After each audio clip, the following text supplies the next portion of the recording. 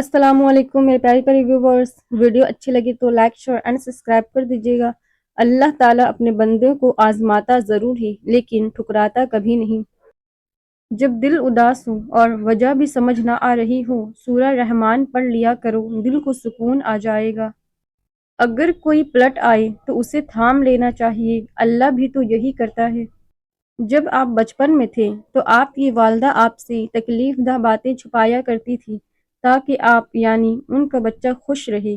آج آپ کی باری ہے، آپ اپنی والدہ سے پریشان کن اور درد بھری باتیں چھپائیے تاکہ آپ کی والدہ اپنی آخری عمر میں خوش رہ سکے۔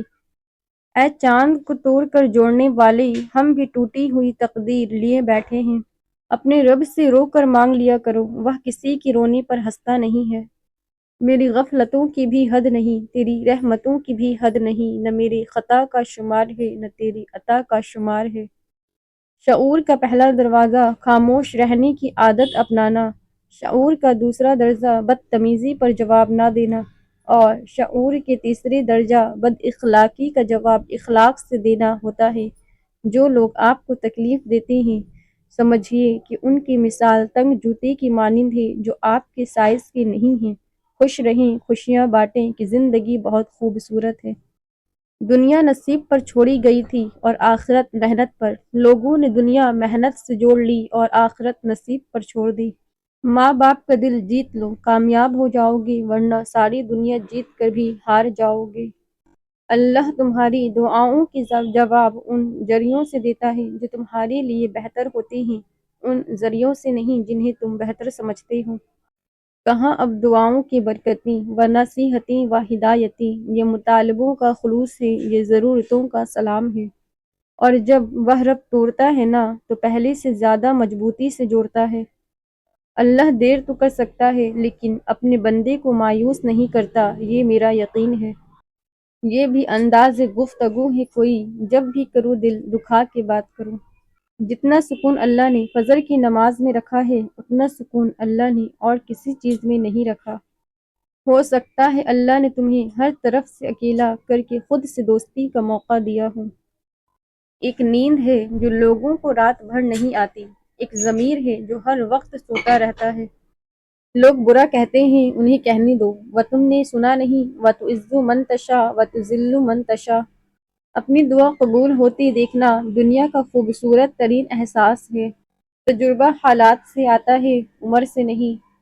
عزت نفس لمبی زبان یا مغرور کردار نہیں، بلکہ عزت نفس تو یہ ہے کہ آپ ہر اس چیز و انسان سے دور ہو جائیں جو آپ کی بے قدری کرے۔ ہر شخص میں جسے آپ جانتے ہیں ایک ایسا شخص ہے جسے آپ نہیں جانتے۔ مت کہو میں اسے اپنے سے زیادہ جانتا ہوں۔ روحیں شہر ہے اور دنیا سمندر کی مانند ہے، ان کی کچھ تہیں جن پر کبھی سورج طلوع نہیں ہوا۔ دو نمازوں کے درمیان بہت سے معاملات آتے ہیں، مسئلے، پریشانیاں، چیلنجز۔ اللہ چاہتا ہے تم ہر نماز میں کھڑی ہو کر اس سے کہو کہ تمہیں صرف اسی کی مدد چاہیے۔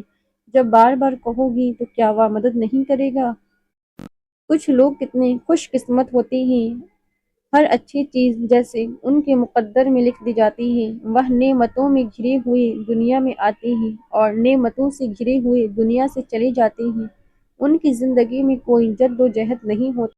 الحمدللہ ہر اس چیز پر جو مجھ سے لی گئی اور مجھے بن مانگے دی گئی، شکوہ تو بنتا ہی نہیں ہے اس پاک ذات سے جو ہر بہتر کا بدلہ بہترین دیتا ہے۔